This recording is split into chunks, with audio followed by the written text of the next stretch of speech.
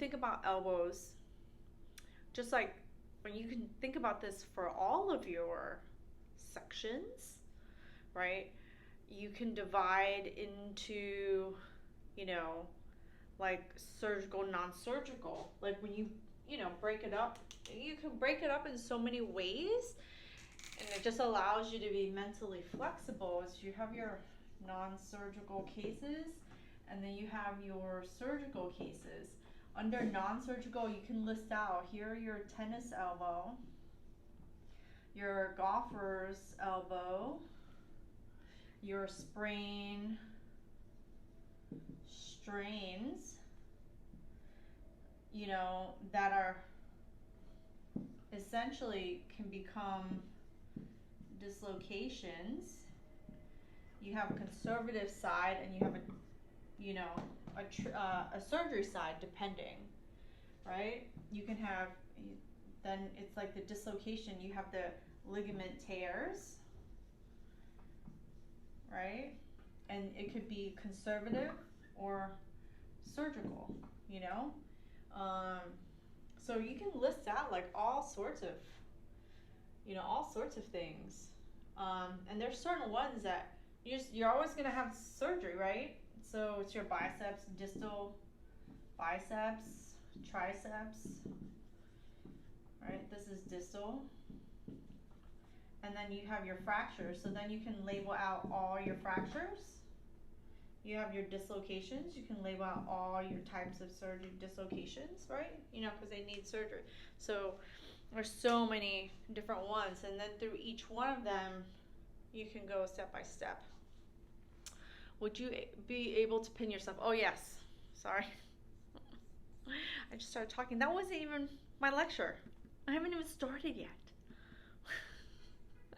I was just chit-chatting with you. Positive focus. So I wanted to, right? Where are we putting our focus? So I wanted to remind you, this is where it's going to be most important, right? Where your focus goes, your energy flows. So be very mindful right now. We have 4 calls left.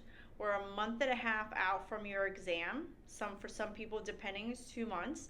But as the time gets closer and closer, I can feel the emails come in. I can, you know, hear the verbiage of, you know, the essentially the little cadence, the rise in anxiety, the self-doubt coming through. And I want you to manage where your focus goes, because that's where your energy flows. So if you don't manage that energy, it can go either way. So your brain is very adept into focusing on the lack, right? The things that you don't yet have, that you don't yet know, because that's just very easy for your brain to do. And the brain will always default down to doing the easiest, doing the least. That's how your brain just works. But you have ultimate decision, ultimate control, right, on where your focus goes. So be very mindful of what you're saying to yourself. Be mindful of what you allow people to say to you. Be mindful of like the rooms that you're in. You can be in a room and you can have you can have one person say the slightest thing to you and introduce that doubt, and then you're dead in the water, right? And it could be ever so slight, kind of one of them underhanded, you know, statements, comments, or whatever. Someone could be doing that to you. You could be doing it to yourself. So manage where your focus goes, because that's where your energy is going to go. So if you're constantly, your brain is also adept in finding solutions to the problem. So it really comes down to you being able to ask the right questions. If you find yourself asking yes/no questions, think about how you can change that question so it's not a yes or no. Because if it's a yes or no, your brain's automatically going to be no. Nope, you can't do it. Nope, you don't know enough. Nope. So you have to manage and ask yourself different questions so you can get better answers, right? Um, so yeah, you don't have to love everything. It's not meant to be easy, right? Um, you don't have to love it to be good. Like you don't. Some people don't love elbows. Elbows can be really challenging, really tough in the treatment room. I don't really care about the treatment room, right? You don't have to love it to be good at it. You don't have to know everything perfectly to be able to trust yourself that you know what you could be doing. In a perfect world, yes, we could do a lot of different things. But for the focus of the exam, you just need to know enough so that you can feel really, good about your problem solving and decision making skills.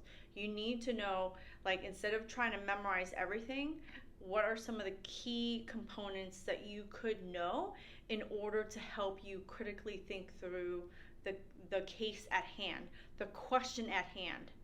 And then going back to, um, how do I read the question in a way that this is an opportunity now to slow down your reading, to slow down your thinking so that you can go faster. You know, going step by step of like, I'm reading the question, I'm looking at the answers, I'm reading the question again so that you can rule in and rule out and make the best decision, right? That's a practice, right? So, um, if you focus on those things, you're going to like put your energy into that space. All right.